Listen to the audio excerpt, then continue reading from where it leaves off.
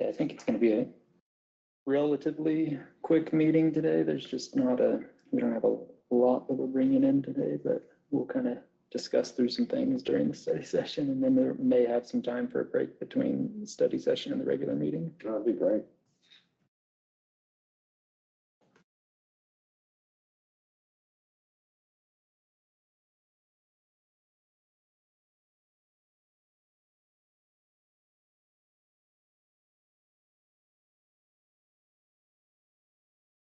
Okay, so it is 9:30, so we'll begin our work study session, and that's, of course, something where we have discussions, but we cannot take official action on anything. And then for the work study sessions, I'll mention Janelle Dockendorf, our administrator, and then also Kenny, our Commissioner Rolfelson. They're at a meeting for KDOT. Mm-hmm. That's correct. And Saline County is hosting that or such. So they're over at Salina. And so since 2 makes a quorum, we can still conduct our regular meeting, and thought it was easier just to keep the meeting on schedule than try to call a special meeting at a time where people maybe aren't as accustomed to that time. Had just a couple of things here on the work sessions, and mainly what we're going to discuss right now is there's a public highway at a grade crossing, and so Marcus, you might go ahead and kind of give a summary of what the discussion has been leading up to it and why this is before us. Yeah, so the railroad agreement, they approached us and on Trail Road, just outside of Harrington, Union Pacific is going to be doing some reconstruction on that crossing. They're going to add an entire new second track so that they can pull additional cars out.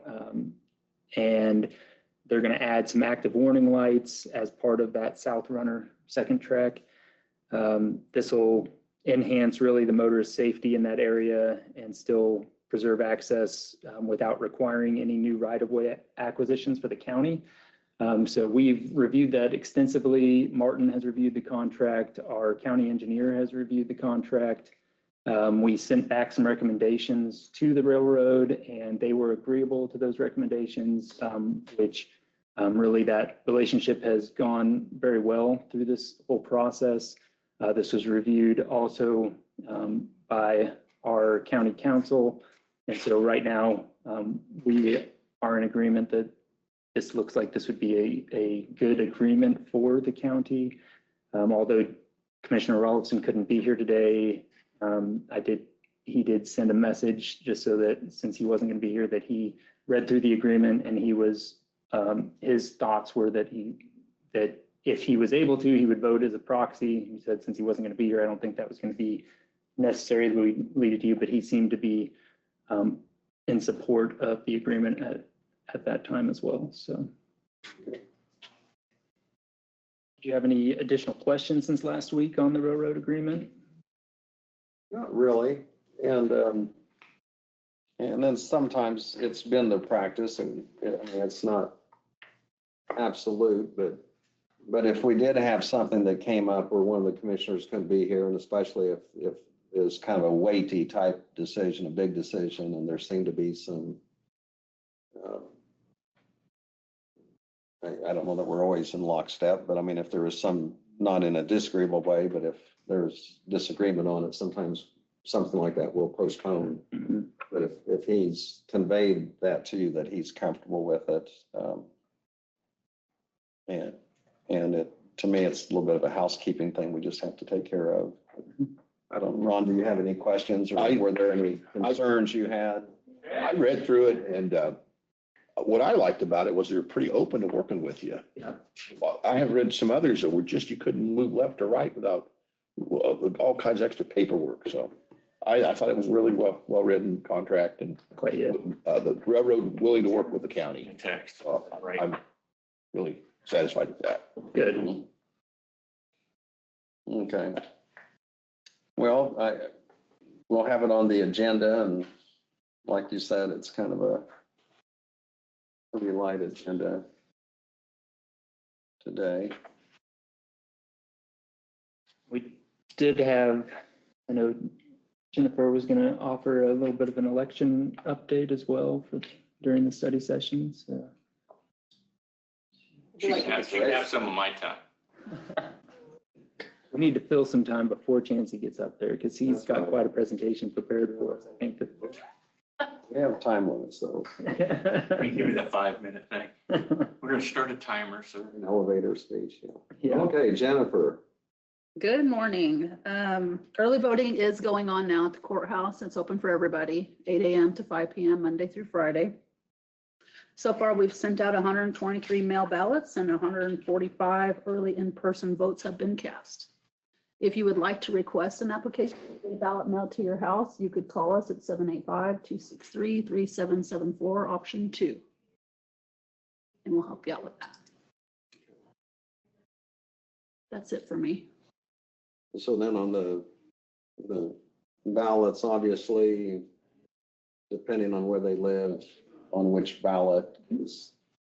Yep. They're basically city Schools elections this year. and school district. Yep.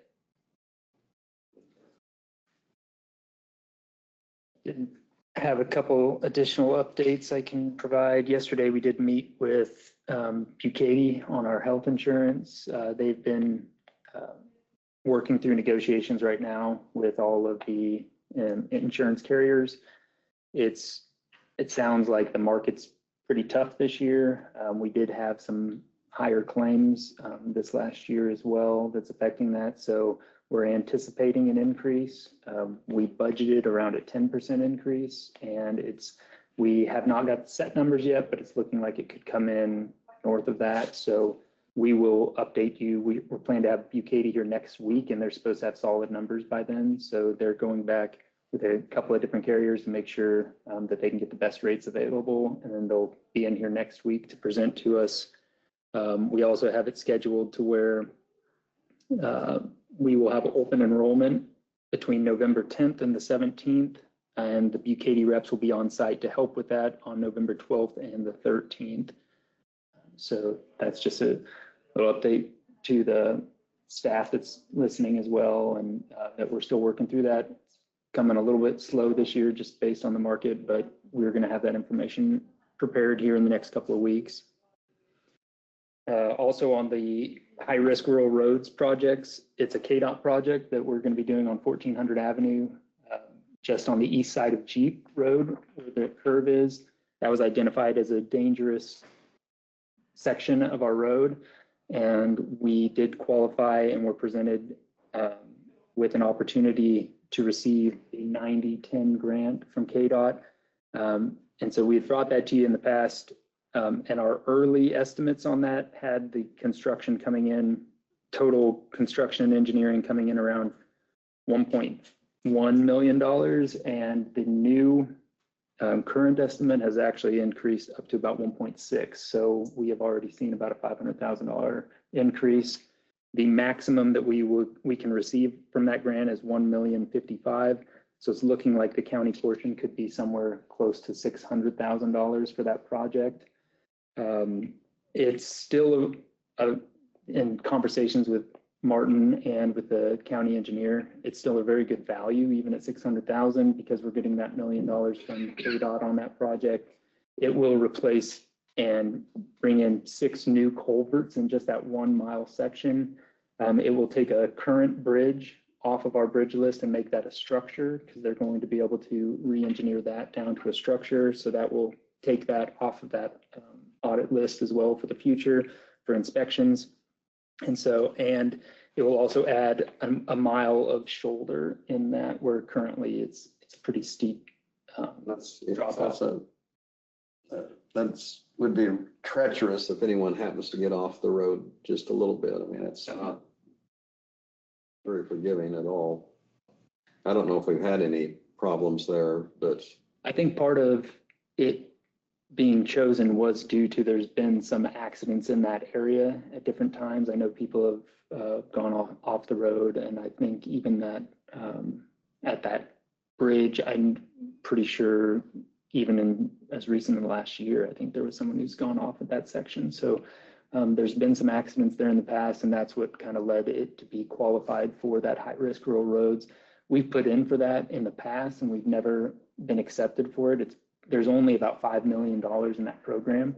So for us to get $1 million of that is actually, it's a good benefit for the county, and gives us an opportunity to take care of a section of road with some help from KDOT. So Marcus, that's 1 mile, that's 1 mile of repair, is that what it is? I mean. yeah, it's only 1 mile was all we were able to put in for. I think that's what helped us to qualify in the past.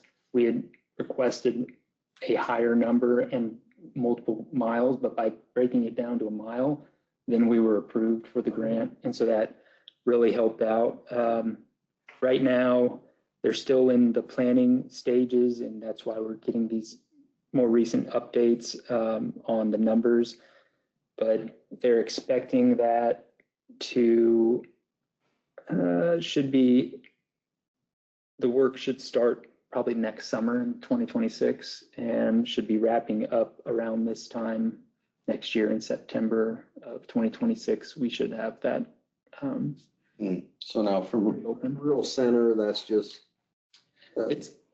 It's a couple miles because it's right off of Jeep Road. So Miles east there. yeah, just east of Jeep Road where it kind of Oh. curves down a little bit. Yeah, kind of.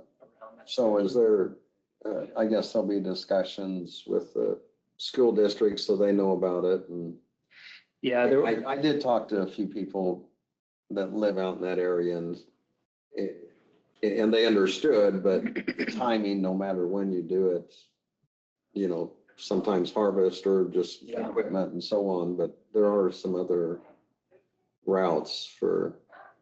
And we can have Martin probably provide us with a better date on when they'll actually start the work. Because yeah, like you said, if it's possible for it to happen in the summertime, but to squeeze that, I'm not sure what the timing is going to work. If it's going to hit harvest or if they could do it right after harvest, I'm not sure, but it may be We close. always to have something frame. going on too. So Yeah. it's not a. Can't avoid it all, but I'm sure. Well, that's a bad area. I can remember coming in here to a commission meeting one morning, and there was a suburban car loaded with children, Mhm. turned upside down, Oh. and the kids were all out in the yard there. Yep. I thought, my goodness, and lunch boxes and books and everything. That's an eye awakening thing, I'll tell you, to see. So I'm glad there's going to be some work done with that. Sometimes deer or just other things in the road too. Yeah. Mhm. But The trouble will be, it's gonna look so nice when it's done, then they're gonna want us to do it all the way to Woodbine too. So Yeah, that's, I appreciate that. and that will be a very expensive project if we ever get to that point. But I think it's gonna look really nice, and it's gonna be a significant improvement to that road. So. What's interesting, that road going east there, from there on east, it's, there's not very many places where you can, the steep ditches obviously to keep, preserve the roadway. But there's not many places where you can pull off and repair a flat tire or something. Mhm. So you're Mile kind road, you have to go to Mile Road. there's nowhere. Yeah, There's not even hardly any driveway entrances into fields there. yeah. So the person has to be careful. And in that particular area, your phones don't work. It's low. And so if you're trying to call somebody for help, you're not going to get anybody. Yeah. So anyway, good. It's good to hear that. I won't ask what kind of phone you have. Yeah. Phones don't work well. Yeah. It kind of reminds you of those days when we were in the early 70s when we all had CBs in our pickup trucks and stuff, and farming and stuff. Well, you could pick up the skip like Japan or something. You could hear people like that. But your next door neighbor, you couldn't call them for help. Like, you know. Crazy. Wow, it's crazy. Do you have one, Jennifer? No, I don't remember that. Yeah. Anyway, Those were the main updates that I planned to discuss. They are moving a little fast, but Jancy, we're gonna need you to really That's get no in problem depth. for Jancy. I didn't find out until 10 years after the fact, but the first truck that I bought a truck for my daughter. and she and her friend discovered there was a CB radio and antenna under the seat. So That's fun. they figured out how to get it to work. Chancey Smith, Dickinson County Emergency Management. Sorry, I was late, but I guess I wasn't. I was good still. But I was putting up a light tower at 4th and Spruce for tomorrow's festivities, thanks to Ron's wonderful daughter getting some stuff going around here. It was really nice. Is that Fox News coming in? Is that what it is? Absolutely, Oh, yeah. good for you guys then. No. I told her that you have that available. Well, and she it's said, a I good- said, yeah, I have a it's small good- light. How much can you light it? Oh, about a football field and a half. How much do you need? It's Oh. about and you need to get that equipment out and test it. Well, And- it sets it every year. We let it go. I take it down to the Eisenhower Center and I light up that whole area for the symphony that they have down there. Mhm. And we use it every year. But it is good. You can't own a generator and not run it. Yeah. That's the worst thing on it, to let it set. So getting it exercised and using it for community, things like that, I have no problem at all. And we do.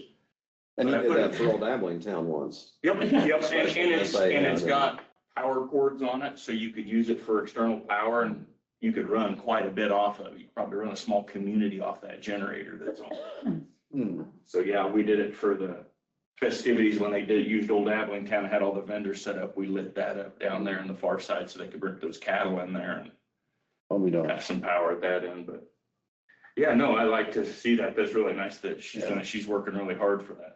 Well, it needs to be promoted. Yeah, no, she's doing good.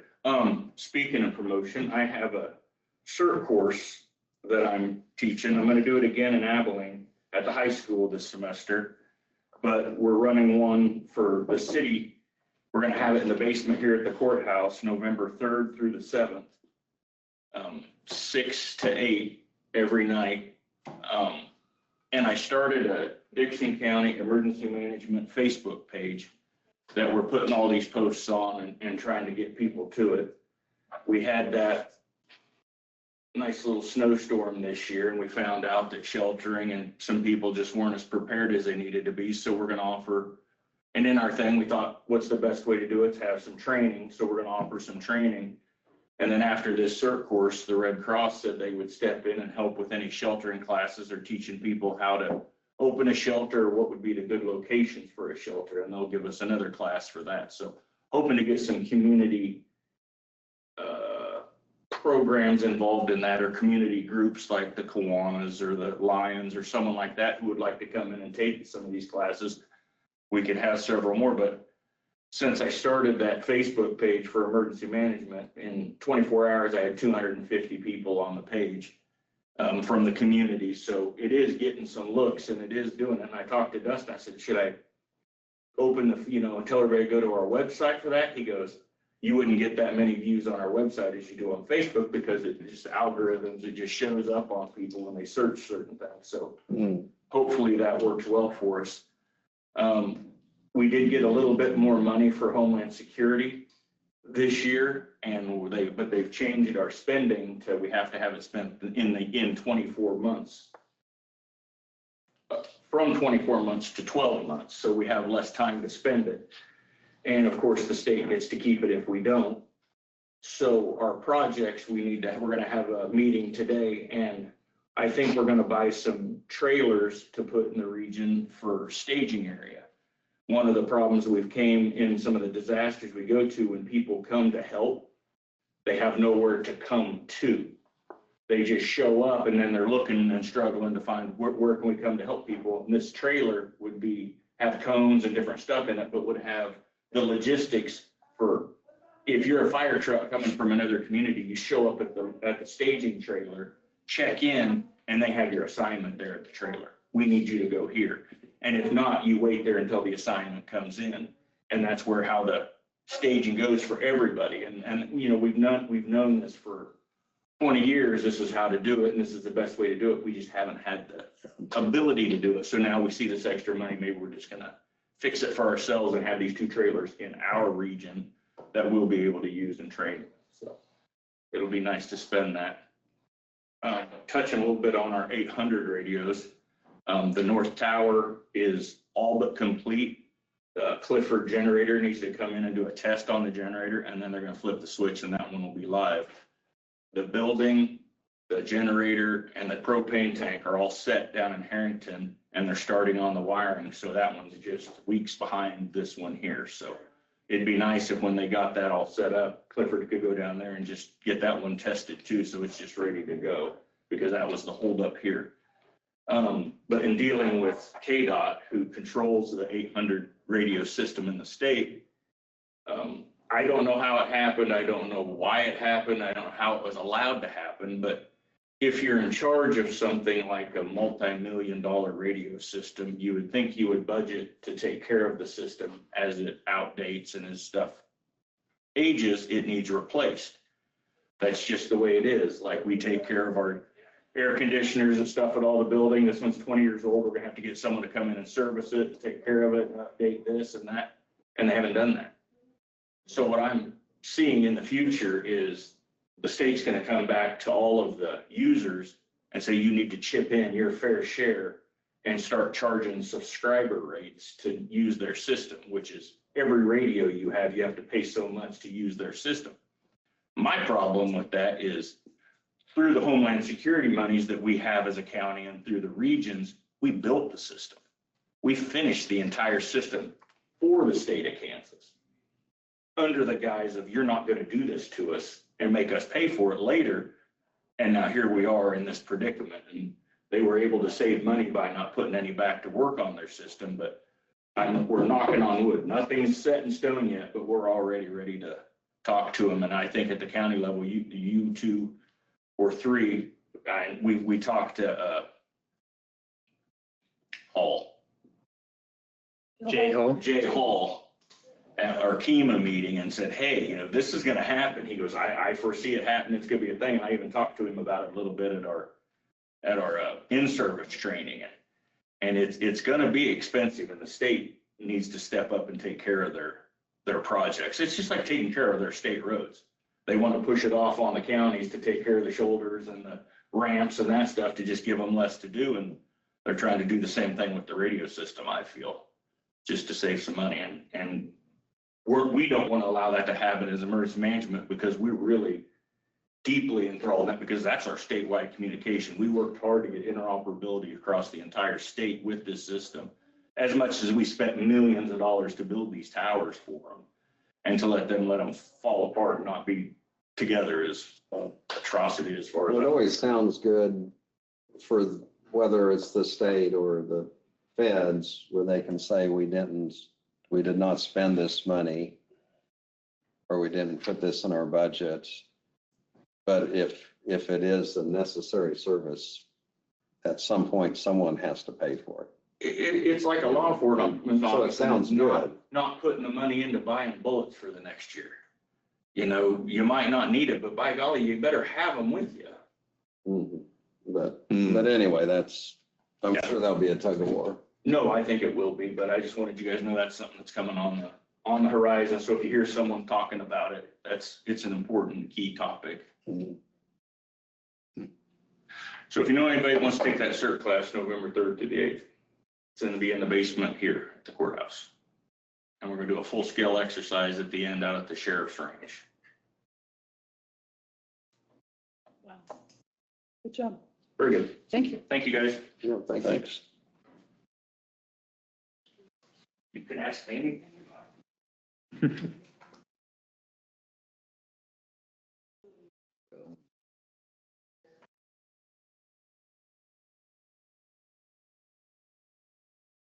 Okay, so we do have our regional meeting this evening. So I plan to attend that, and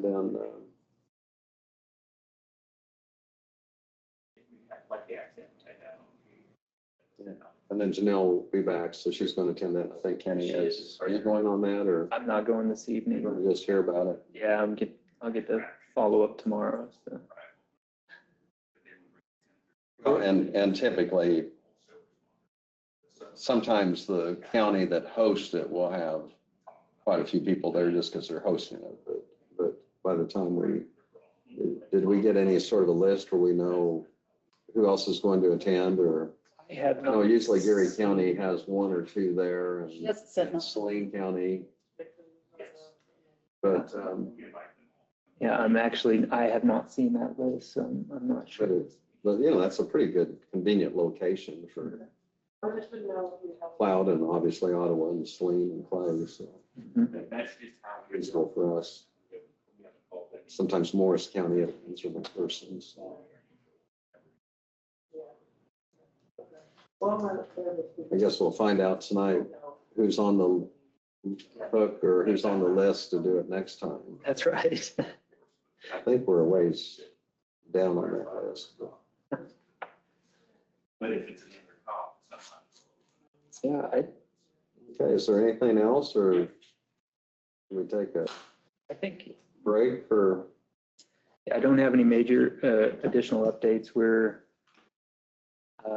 We've been having some conversations about the transfer station and the compactor and how that will be looking, but we don't have any set in stone information on that yet. So we'll probably in the next couple of weeks have some more information from Hams on.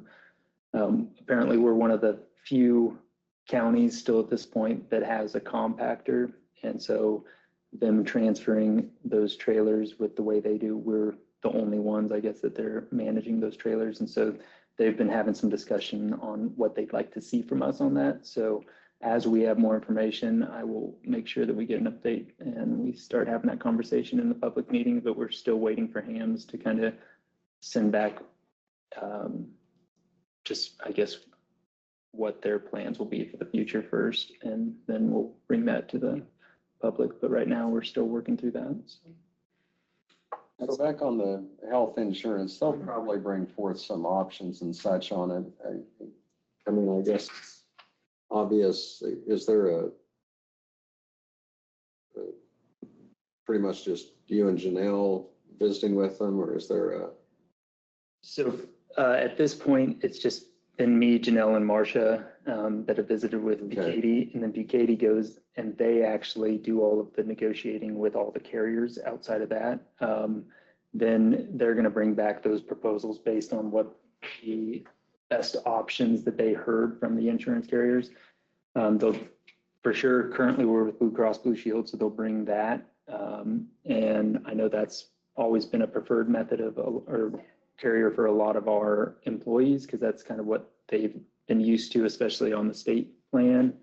But then they'll also bring, just to make sure that they're competitive, they're going to bring other carrier options depending on what the market looks like. So that's what we'll bring to you to discuss what those options look like, and so you can compare things against what Blue Cross Blue Shield comes back with as well. So that's kind of part of, once we came off of the state plan, it gave us that option where we can actually at least negotiate and see what the rates are with the other carriers as well. So it just gives us our best chance to make sure we can provide all of the options and we can choose between the most affordable, but with the best service that we think is going to help our employees as well. So I think that is something, the value of it. I mean, we do look at the dollars, obviously, but if a person has their insurance and is limited where they can go, and it's not necessarily convenience, because sometimes there's things that come up. Well, I mean, obviously, if family plans and so on, there's a little bit more exposure because you just have more people statistically that go. So anyway, I would weigh in on that as a factor, not necessarily just price, but I'm sure they can come up with different deductible options or a few things like that are, and they do this all the time, so they're familiar with what's happening with other groups insurance wise. I mean, Yeah, and through our discussion yesterday, they work with a lot of different public entities from school districts, counties, cities, and it does sound like the market as a whole is kind of, they're seeing increases kind of across the board on the market right now. And so it's just one of those years. And I don't know if the political landscape right now, there's a lot of unknown going on out there. If that's pushing some of this with the insurance companies, I'm not sure. But as of right now, it's sounding like in the current market, it's everybody or most of the entities are seeing increases. And it didn't help that we did have some high claims this last year, which they say when you look at in their world, since they are in the insurance world, they, for the most part, if you'll always have out of like 5 years, you'll always have 1 year where you have your kind of just significant higher claims than normal. And they were saying it just happened that, this last year when we switched back to Blue Cross Blue Shield, that was one of those years where we did see those some high claims. So that is a factor that they put into it, because when they're negotiating with these insurance companies, if they see high claims, they obviously negotiate at a higher rate. So we're working through some of that and hoping that next week they can come back with some good numbers, and we at least can come up with a plan for how what insurance company is going to work best for us and what's going to be the best options for employees. I'm seeing some businesses, what they're doing because of high cost of insurance, they're asking the employees to try to have better health, to live better, because you guys are relatively young. You can be our age, they'll kick us all in a hole somewhere. Don't worry about it. But you guys got quite a few years to be paying into that and to live a healthy life and stuff that helps those, like you're talking about, Marcus, those costs, those premiums that these insurance companies are seeing. High medical costs come in from relatively sometimes young people. Yeah. So, yeah. And those are some things they'll offer. Sometimes you can get a discount with some health initiatives if you can pass that through, some sort of a initiative through the entire county, so they do offer some things like that. I've seen it in the past. And so that may be something that we can look at as well, and see if we can help get some more discounts as we work through the process. Because yeah, you're right. I mean, obviously if you have healthy employees, you have less claims, and it helps keep costs down as much as possible. So the more we can encourage people to live healthy lifestyles, it will help greatly on the financial side of things as well. I can remember the service, the Army, for example, Department of Defense was warning their soldiers, a lot of them were wanting young men, young women to go do extracurricular activities that are endangered stuff, like go to the rodeos. Mm-hmm. Well, there's a good chance you're going to get hurt. Yeah. And so they totally discourage those guys to go out there and do that. Yeah. Because one is they needed the men and women, but but also they didn't need to see those costs come in like that. Yeah.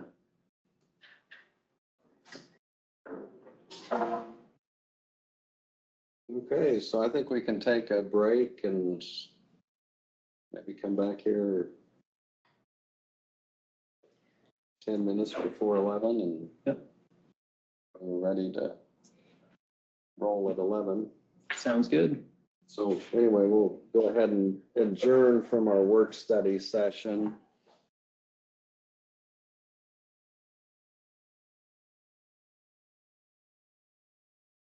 A few things to do here.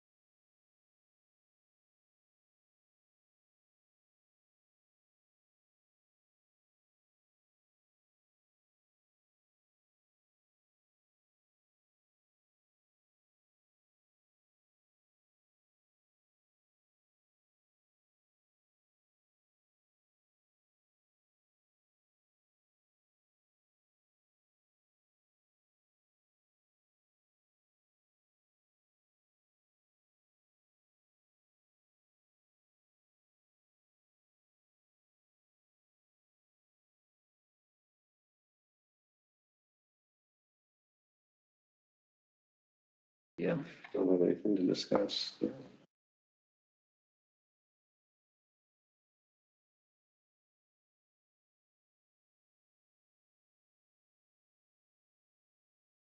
And I'll give another notices and communications from me for election update. Just in Okay. case they weren't here for the work session to watch. No, that's good.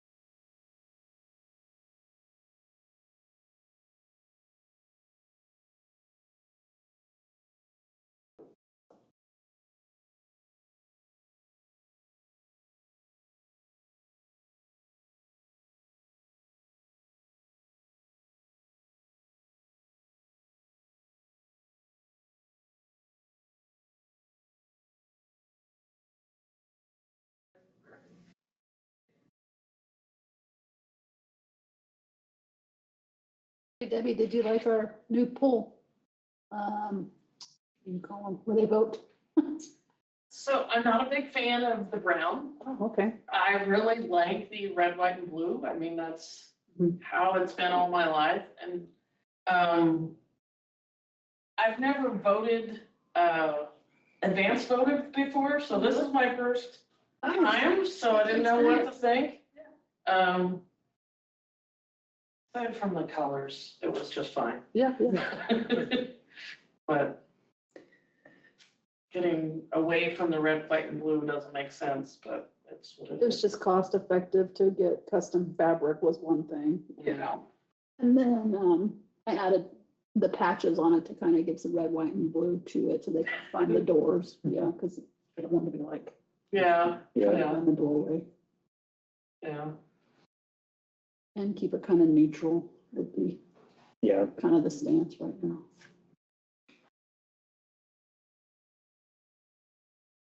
They were well made, Yeah, I'll tell you that. the ones that the colors that were available in those particular were like weird blues and maroons. It wasn't very patriotic red and blue, so just kind of steered away from it because of that too.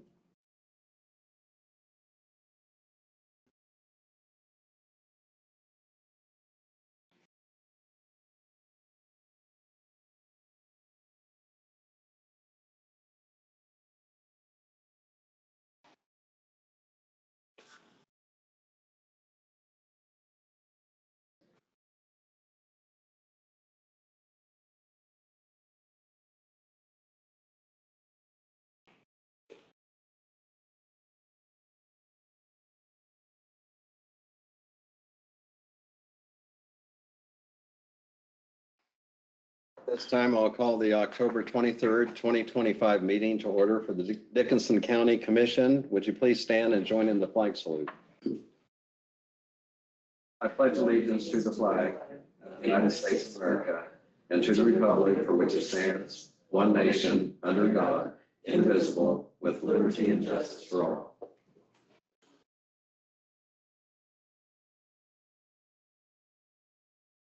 So Kenny is at a meeting today, so there'll just be Ron Roller and myself. which constitutes a quorum. So we'll go ahead with the meeting. And then Janelle Dockendorf also is at the same meeting over at Sling County for KDOT.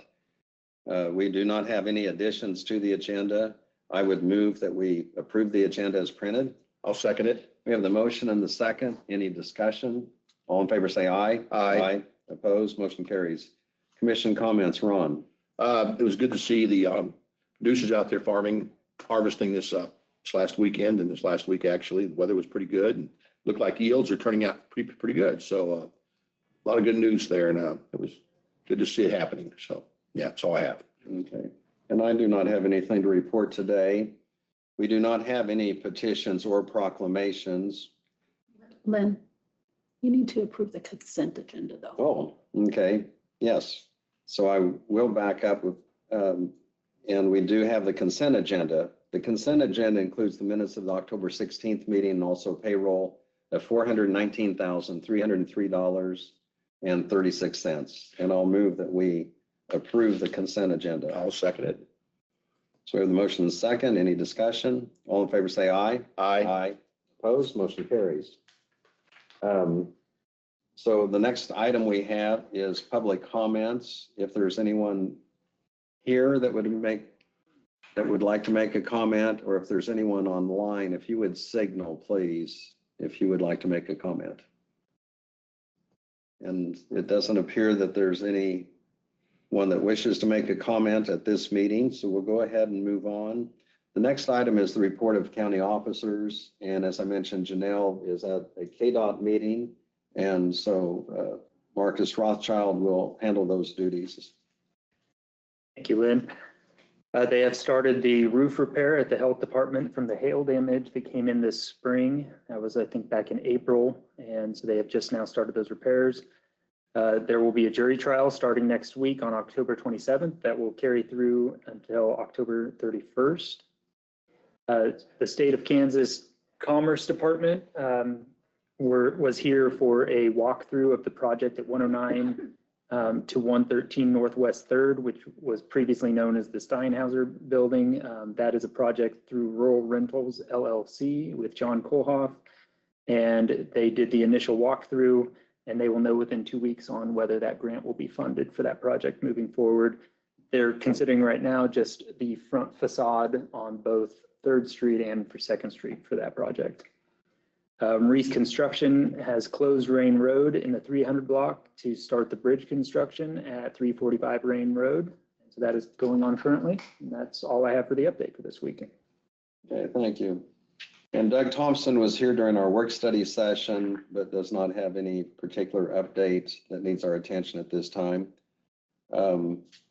Notices and communications. We have our county clerk here, Jennifer. Would you want to give us an update? Sure. Early voting is still going on now until November 3rd at the courthouse. It's available Monday through Friday, 8 to 5. So far this morning, we had 123 mail ballots sent and 145 in-person early votes cast. Okay. Thank you. Any questions? I will mention, as far as notices and communications, Jennifer also gave that report as far as the county clerk at our work study session. And we also heard from Chancey Smith, and he gave us an update and a CERT training that's going to be coming up, CERT. That's going to be coming up in November. And so he gave us an update as far as the emergency management is concerned. And also I will mention that we have a meeting this evening, regional for county commissioners, and there'll be some of the commissioners and administrative people from surrounding counties. And it's taking place up at Ottawa County, and it'd be Delphus is the location. So I'll be attending that this evening. I believe Kenny said he was going to attend, and Janelle Dockendorf is going to attend also. We do not have any resolutions to consider or any unfinished business. The one item on the agenda that we have, and we discussed this in the work study session, is to consider the Union Pacific Railroad agreement. This is on Trail Road and 400 Avenue. And so, Marcus, would you give us a summary of what that involves, please? Yes, so last week you were able to hear from Martin Tannehill in depth on that project. And what this will be is Union Pacific will be reconstructing the crossing at Trail Road and 400 Avenue. They'll be adding active warning devices, and this is all part of their addition of a second track on that project. This will enhance motorist safety and preserve access without requiring new right-of-way acquisitions from the county. So after our review, from staff review and also our county engineer, we would recommend that you approve the agreement with Union Pacific Railroad. Any comments or questions? No comments.